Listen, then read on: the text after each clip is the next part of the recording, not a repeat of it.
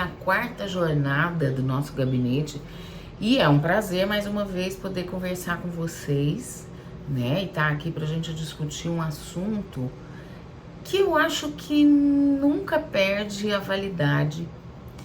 Eu trabalho na clínica há quase 30 anos, né? Se a gente pensar aí o tempo de estágio, depois imediatamente eu comecei a atender, fazendo supervisão, fazendo formação, e nunca parei totalmente, né? E depois de um tempo comecei a dar supervisão. No início era inclusive uma supervisão que a gente fazia em grupo, umas às outras, né? Com um grupo de colegas. E depois passei a dar supervisão sozinha.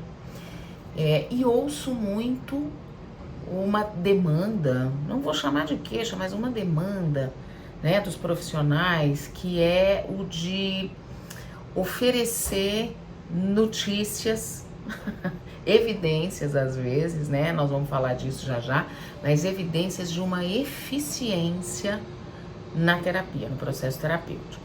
E vejo também que esse é um motivo de angústia.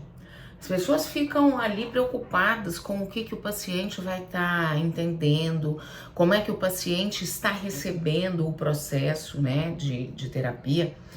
E aí nessa demanda eu vejo algumas questões muito fortes, eu acho que estão ligadas à nossa própria formação, à nossa graduação, à nossa formação profissional.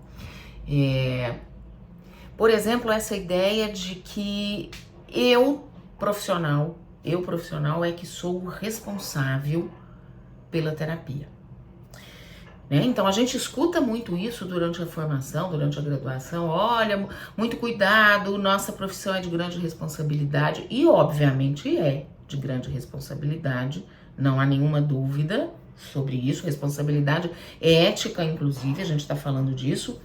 Mas a Gestalt terapia traz um conceito que eu acho que é extremamente importante de se pensar e que se aplica, obviamente vem da Gestalt, mas se aplica a todo processo terapêutico, eu entendo. Que é a ideia de campo. Então, para a Gestalt terapia, produz-se em cada relação que a gente estabelece um campo relacional. E esse campo é o espaço onde as coisas acontecem e, portanto, ele não é de exclusiva responsabilidade nem do A nem do B que estão se relacionando, nem da pessoa A nem da pessoa B. Então, podemos pensar isso para a vida de um modo geral e podemos pensar isso exclusivamente dentro do processo clínico terapêutico. Portanto, não é o terapeuta o responsável por como a terapia anda, por como ela se desenvolve, embora, obviamente, ele, com a sua responsabilidade profissional, o seu olhar profissional, o fato de ser alguém ali que está prestando um serviço, é claro que ele tem muito mais condições de analisar quais são as questões do campo que estão interferindo nisso. Então, digamos que o cliente, o paciente, entra para o processo terapêutico, via de regra, numa condição de entrega, né? Estou entregando ali. O nosso convite, portanto, como terapeutas, é ir chamando, invocando a participação responsável dessa pessoa, a participação ativa dessa pessoa. Ou seja, o andamento do processo terapêutico, ele passa pela condução profissional do terapeuta que olha para aquilo de um jeito específico, de um jeito especial, não é? De um jeito profissional e técnico, mas devolve aquilo para o espaço do entre, devolve aquilo e entende aquilo como uma produção do campo, como uma produção das duas pessoas no espaço que é conjunto, no espaço que é construído entre elas. E aí, quando eu discuto isso na supervisão, eu não estou querendo livrar a cara do terapeuta, né? Não se trata disso. Ah, você não tem responsabilidade, a coisa é ali do espaço. Não é que o terapeuta não vai prestar atenção no que ele faz. É claro que aí mesmo é que ele tem que prestar atenção no que ele faz. Entendendo que há uma produção ali no campo e que a relação é afetada por essa produção, cabe ao terapeuta olhar para qual é a parte dele que está ali construindo elementos que vão reverberar, que vão ressoar nesse campo. Mas o que eu quero dizer quando eu devolvo isso para os terapeutas que trazem essa demanda na supervisão é que não está exatamente no nosso controle, sabe? Essa ideia de eficiência terapêutica, ainda que a gente não faça parte desse movimento que sempre existiu e que agora ganha força de novo, né? Que é o da ciência baseada em evidências, e aí a psicologia baseada em evidências, ainda que a gente não faça parte disso, isso tá, digamos, na história da profissão. Isso tá na história daquilo que na nossa formação profissional atravessa as falas de quem nos formou, né? Atravessa a fala de colegas. Então a gente vai querendo saber como é que o cliente, o paciente melhorou.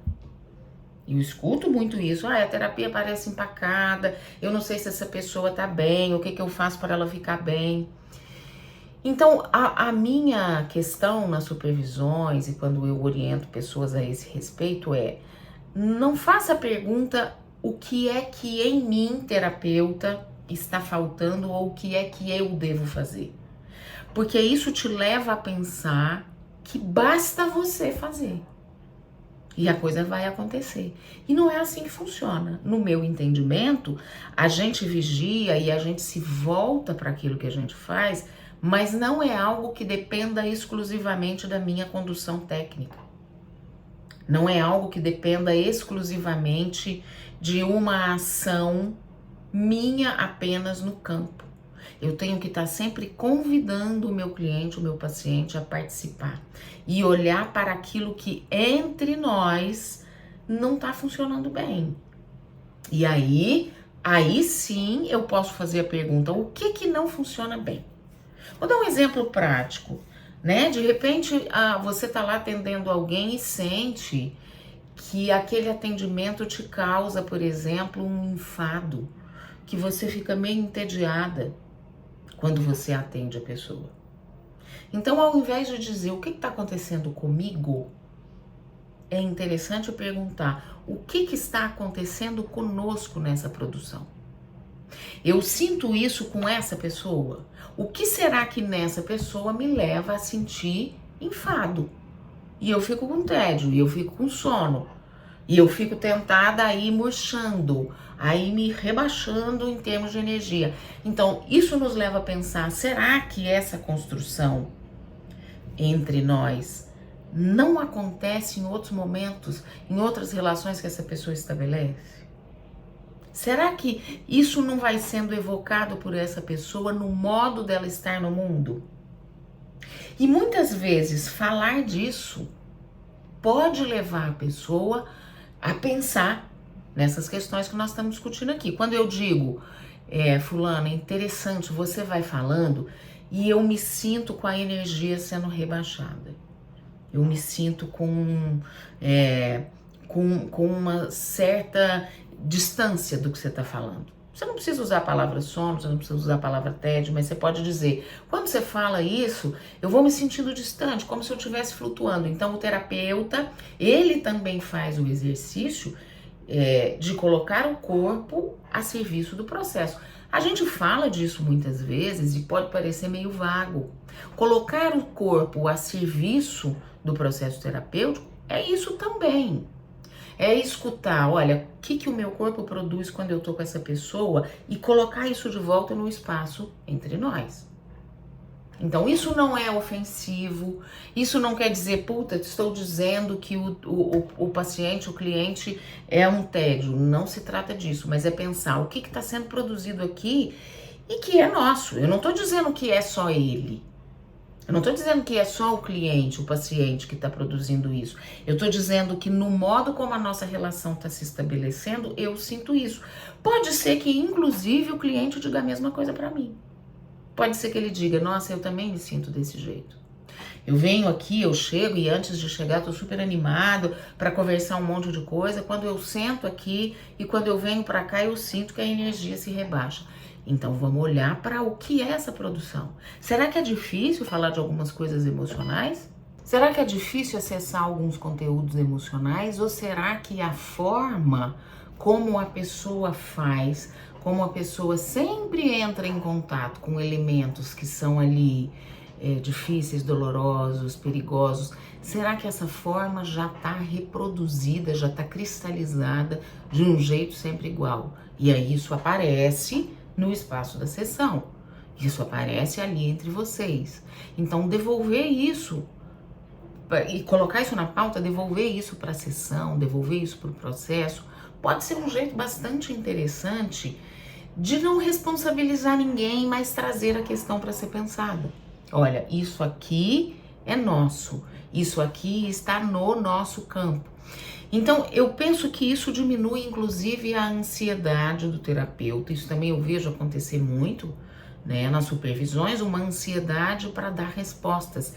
E daí a gente fica nesse cansaço, né? Já falado aqui na jornada, esse cansaço do terapeuta de ou produzir uma resposta de eficiência, ou produzir uma resposta de melhora, que também é algo, além de ser bastante subjetivo, é algo recortado, temporário, né? A melhora evidente, a melhora a olhos vistos, ela pode nem significar uma melhora de fato.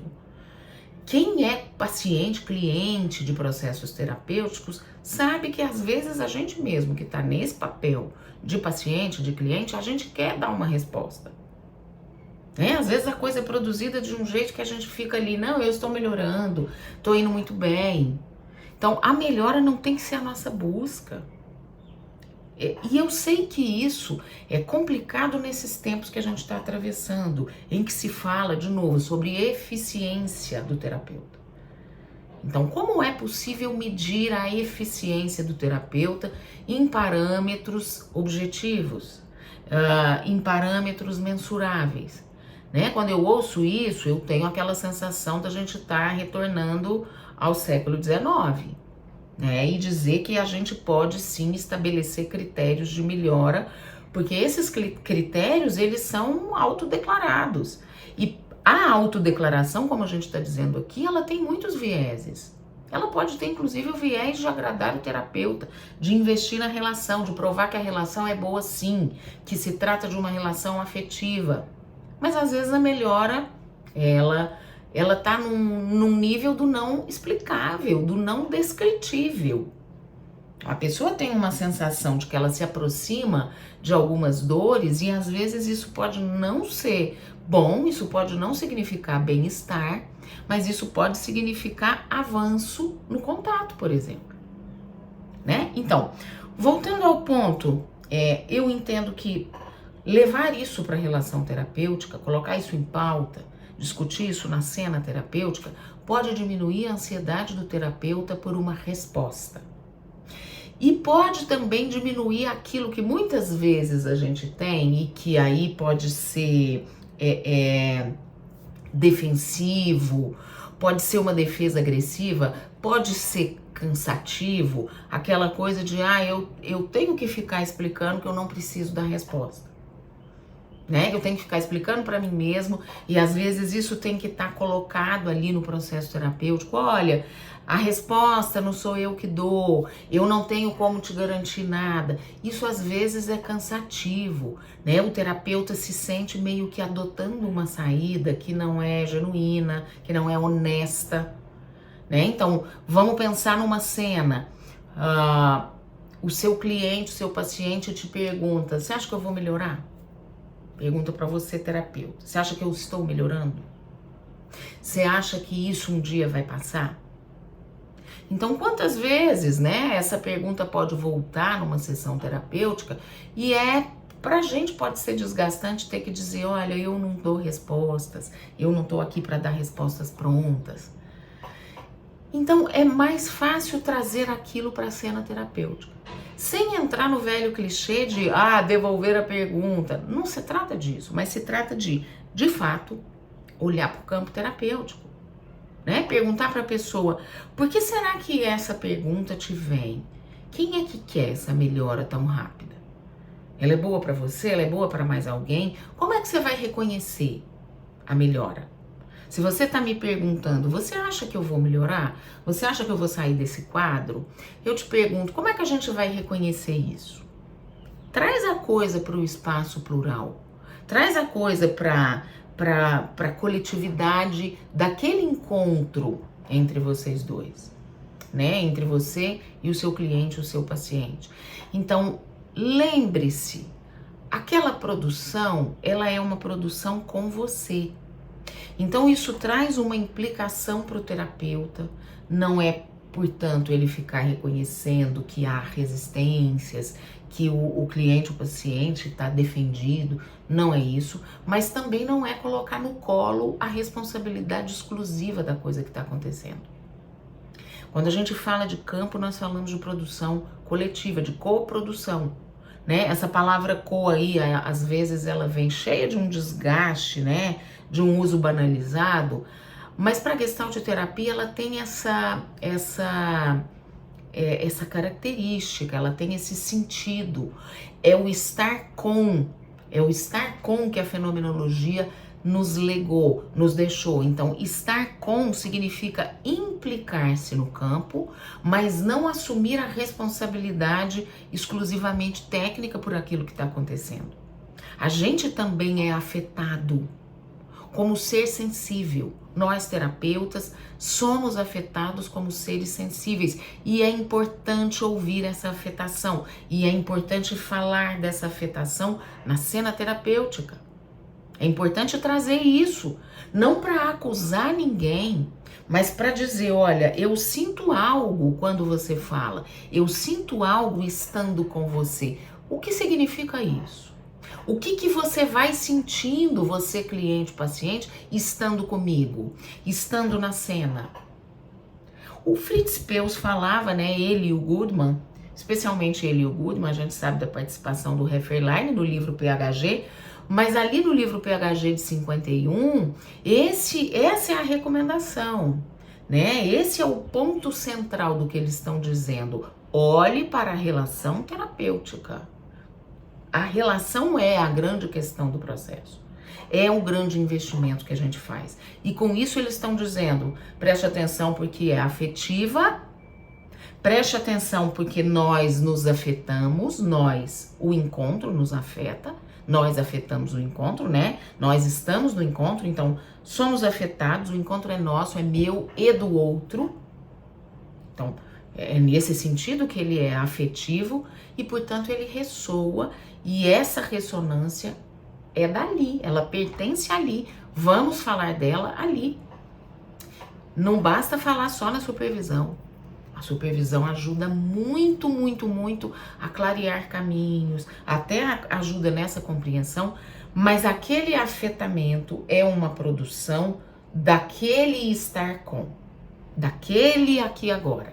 Por isso ela pode ser conversada naquela cena, naquele processo terapêutico. Então, quando a gente fala, né, o que envolve o fazer terapêutico e de tudo que a gente tem de dúvidas, as imprecisões, a gente vai convivendo com isso, a gente vai olhando para isso. No nosso curso, Conduções Clínicas, no Clínica da Existência, no Terapias Narrativas, no Manejo de Conflitos, tudo isso também é apresentado para você de um jeito que a disponibilidade para o estar com, ela seja menos aflitiva, ela possa passar por alguns caminhos orientadores. Então, por que a gente se dedicou, inclusive, a te apresentar, te oferecer pequenas formações voltadas para a clínica? Porque a gente sabe o quanto esse ofício pode ser ansiógeno, né? O quanto esse ofício pode ser mesmo aflitivo, como eu estou dizendo. Porque a gente tem muitas questões e porque a gente é capturado pela lógica da eficiência. Como eu estava dizendo agora há pouco, a nossa formação, ainda que ela não seja explicitamente vinculada a isso, ela fala disso. A nossa formação fala disso. Da nossa responsabilidade como se ela fosse exclusivamente nossa e como se a produção de uma relação não fosse uma produção coletiva. Como se ela dependesse exclusivamente de um domínio técnico. Então, os nossos cursos te apresentam a possibilidade de um domínio instrumental, mas vão conversar com você muito de perto sobre essa questão afetiva, afetada e afetadora, né? Para dizer um português que não existe. Mas a gente vai falar das questões relacionais que estão envolvidas em estar com alguém como terapeuta. Então, a jornada também tem essa função de continuar dizendo o quanto a clínica é importante como ofício, o quanto ela precisa ser pensada eticamente e responsavelmente, mas o quanto a gente pode desenvolver um instrumental, um repertório, um jeito de manejar, uma presença, né? No livro Tornar-se Terapeuta, a gente fala muito disso, sobre o exercício da presença, que te aflige menos, que te deixa menos angustiado, menos angustiada, menos angustiado, menos angustiade, tá? Então, que bom estar com vocês aqui. Nós estamos dispostas, disponíveis e abertas para suas dúvidas, para suas questões, para uma conversa. Isso aqui tem a intenção mesmo de ser um bate-papo, né? Ainda que a gente esteja fazendo um vídeo gravado nesse momento, né? Por algumas questões pessoais, mas a gente está sempre disponível para conversa. Eu, particularmente, sou uma pessoa que demora um pouco para responder, eu sou lerda, mas eu gosto muito da prosa, eu gosto muito da conversa, gosto de te ouvir, quero saber o que você pensa, se essas questões te atravessam em alguma medida, e eu espero que isso te instigue a pensar, a sentir a sua clínica, a estar presente na sua clínica de um jeito gostoso, né? De um jeito que é responsável, que é ético, que é técnico, mas que também é, como a gente está dizendo, afetivo, que também é presente e que também pode ser de um super aprendizado para todos os envolvidos. Para você, terapeuta, e para a pessoa com quem você está, tá? Obrigada, um beijo, nos vemos para conversar, tá bom? Espero que você tenha aproveitado a jornada, né? E espero que as coisas conversem aí com um jeito seu, que te ajudem a encontrar um jeito seu de fazer. Beijo, obrigada.